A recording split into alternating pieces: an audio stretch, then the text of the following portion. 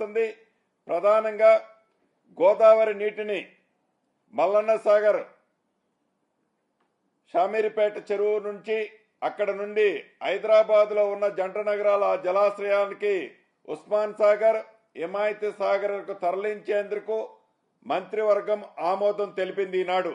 అంటే మల్లన్న సాగర్ నుంచి గోదావరి నీటిని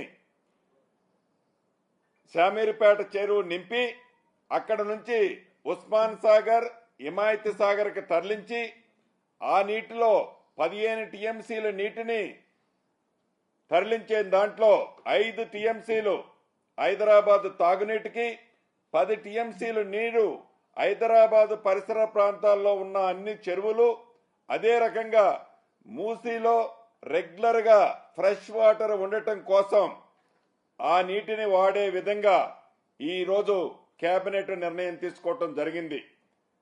అంటే ఇంత క్షుణ్ణంగా ఈ రాష్ట్ర ప్రభుత్వం యొక్క ఆలోచన, ఈ రాష్ట్ర ప్రభుత్వం యొక్క పనితీరు, ఈ రాష్ట్ర ప్రభుత్వం యొక్క చిత్త